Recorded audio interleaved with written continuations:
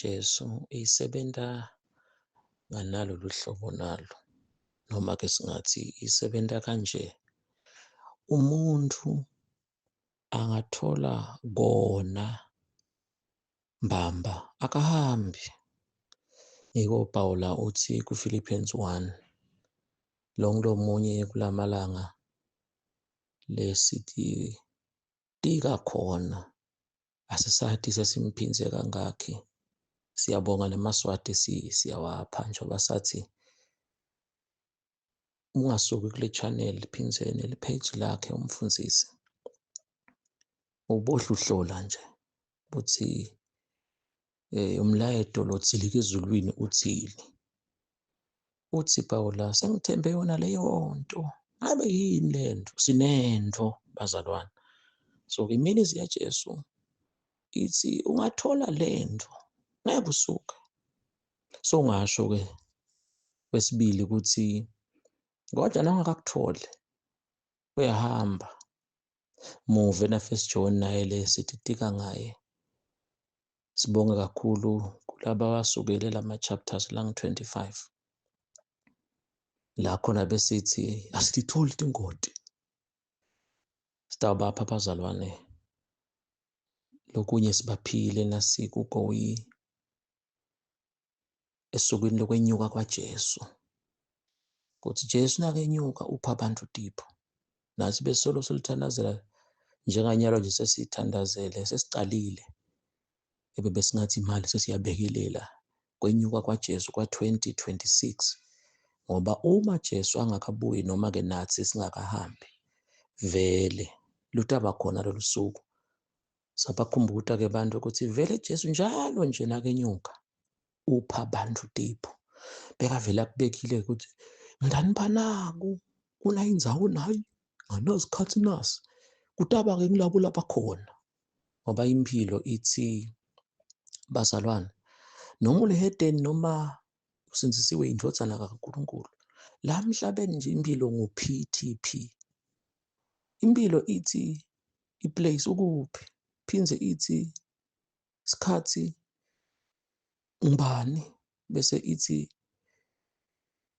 ungubani, uphila nabo bani. Bayakhumbula nabanye nasisho ukuthi i-altar, he who has an altar rules the land. I-altar nje, it's a place. Sabekisa-ke sathi uma ufunza nje lapha eMvasi, utawuhamba kuthi Mvasi ula kumathapha ekwaluseni.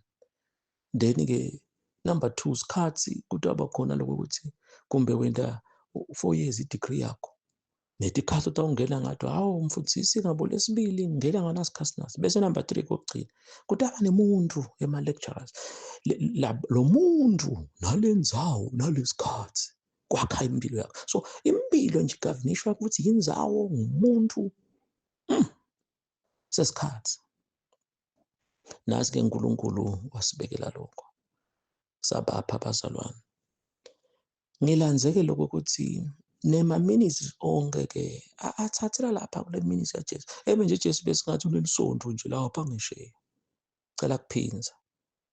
Ku-ministry yaJesu ungayibamba lento, ngeke uze uhambe mani. Noma bakakufunguta bakuhlebe ngeke. Phindze laba labahambayo shothi abakakutholi. Ngoba umbuzo uthi ungahamba kanjani la uphila khona? Ungahamba kanjani la udla khona? Ungahamba kanjani la ugcokiswa khona kufihle obungconi bakho? Ungahamba kanjani la imithombo yakho ikhona khona? Psalms 87 bamkhumbula abazalwane. Ungahamba kanjani?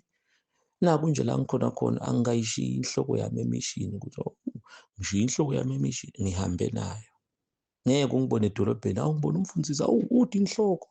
Angeke isizale. Uyathi iyamangalisa inhloko noma ungena emthoyi. Ithi ngicela kuhamba nawe. Na First John-ke uyasho ukuthi baphuma kithi kuze bakhombise ukuthi hayi abasipho bakithi. Ebebebe bakithi ngabe bakhona namanje.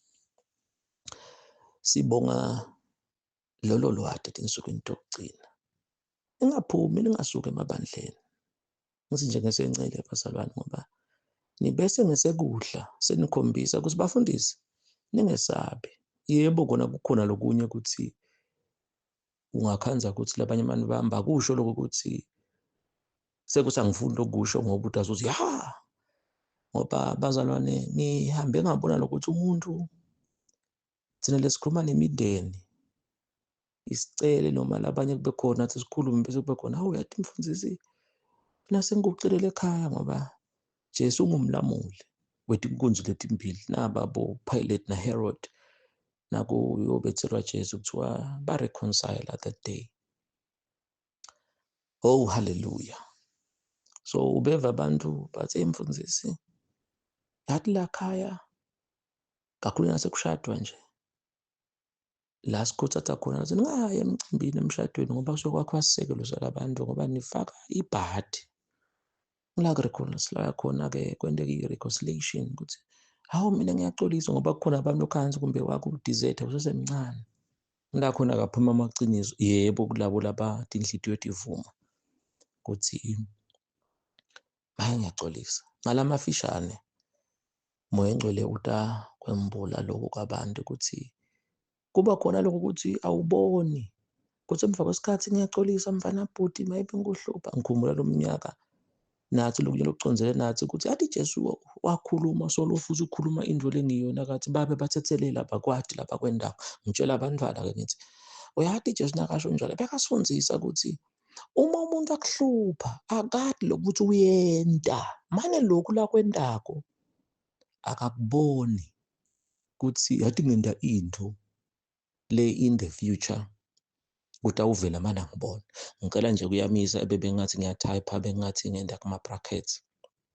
Kunento lemnanzi lesiyiphekako le ngesencele njengoba iBhayibheli liyangivumela isikhubekiso kulabanye bese ngesekudla kakhulu ingumkhombandlela labanethi indlebe batakufa ukuthi ngibekise nje ngqo ukuthi kunalamagama lathi uma ushadile ukhanze ukuthi wena indvodza yakho noma umfati wakho uyamphingela uyamchithela so vele umshado wakho ubhidlikile manje it's just a matter of time ukuthi nyalo ngeke ubone ngathi hayi vele nje bese ngathi le ndlu yenta le phansi kwemhlaba vele awuboni umuntu kumnyama lami iBhayibheli lithi kude lokufihlakele lokungeke kwembulo.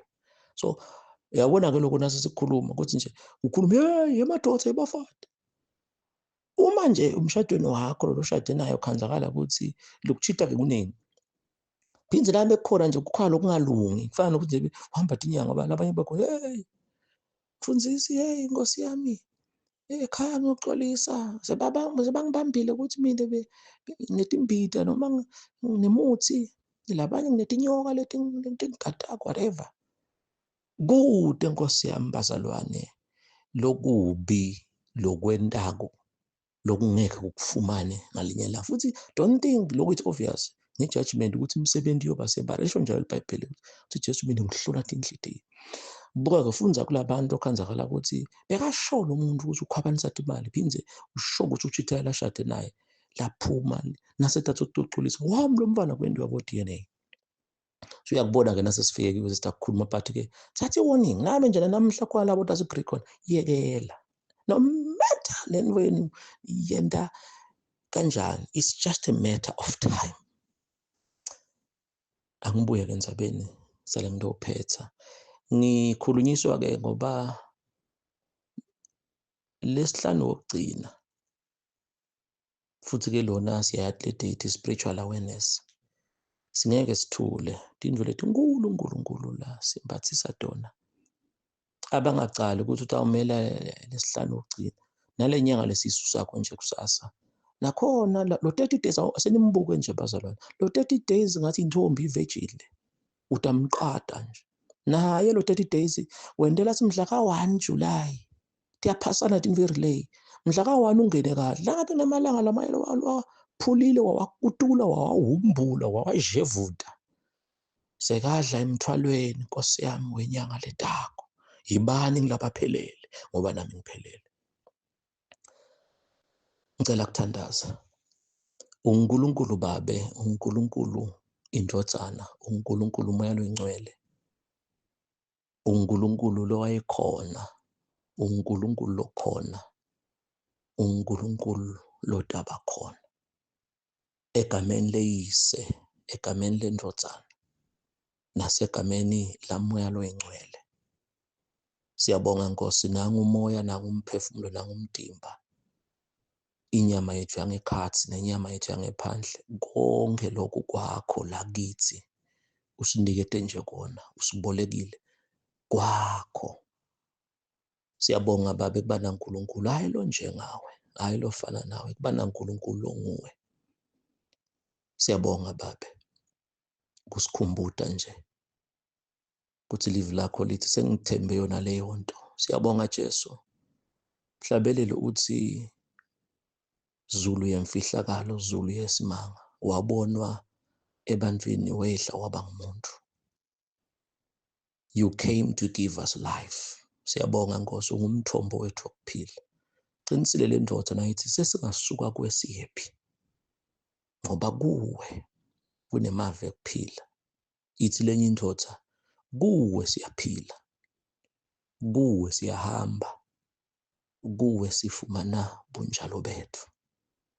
You are the reason we breathe. Imphefumulo lesiyiphefumulako inguwe, siphefumula wena. Uma wena ungasaphefumuli kuyaphela ngathi. Siyaphefumula ngoba solo uyaphefumula. Kungako umuntu lo bese uyathi khweshisa evini lakho. Unjengesihlahla lesi siphuliwe sasuswa emhlabathini. Kude impilo. Sifundise kaningi Nkosi ukuthi nawudala ihlahla nako konke wakhuluma nemhlaba. Nawudala imfishi wakhuluma nemanti. Wakhokha imfishi emantini yafa. Kunebantu labanye bahamba bangaka ebebesingathi bakhuluphele emtimbeni.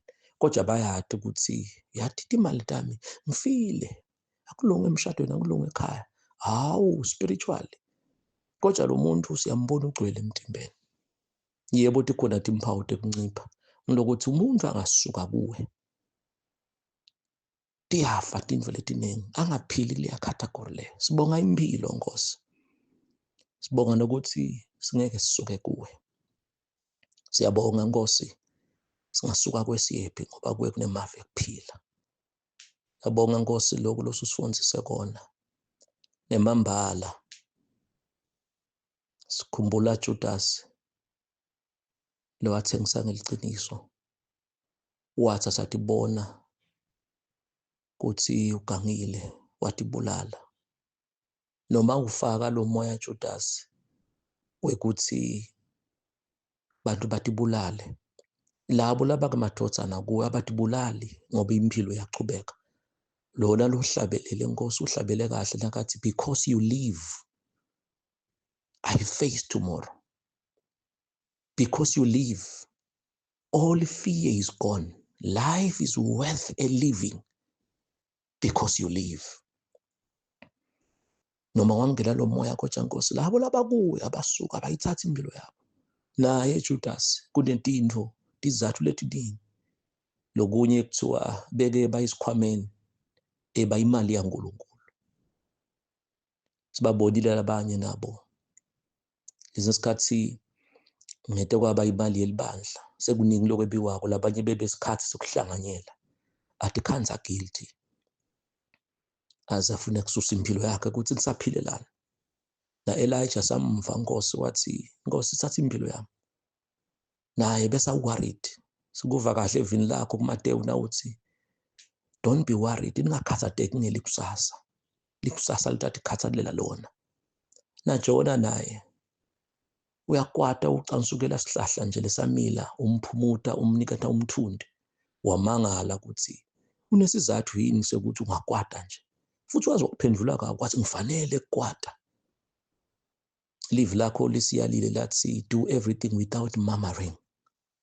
Sinekhembe yabantwana Nkosi sikhumbula sinabo eminyakeni lengemuva usifundisa. Wasipha ukuthi sibatshele ukuthi bantu bami bo Ananiya bayikhaphuli nabo bakhwabanisa bagodla lenye imali bawa ganka isondweni bafa. Wase uyasho ukuthi wena uNkulunkulu awushintshe nguwe itolo namhla naphakade. labaphilile itolo bona bo-Ananias bangafike bathi, uye bazalwane, nemambala kaNkulunkulu uqinisile ukuthi soloku nguye itolo namuhla nakusasa. Solo lethi into iyadenda male kini. Akwendeki ukuthi nigankake esontweni nibutha libandla.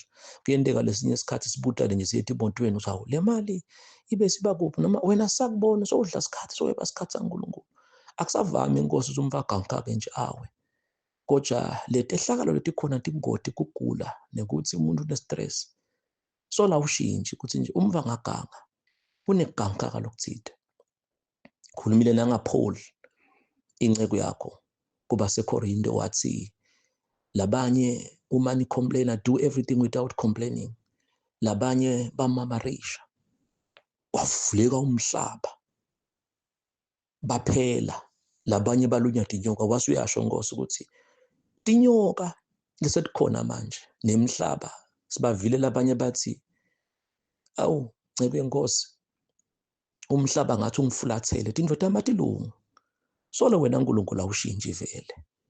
Uma umuntu acomplaina ngetindvo letitsite kakhulu ebandleni lakho, solo umhlaba uyabavulekela abantu, uyabamita.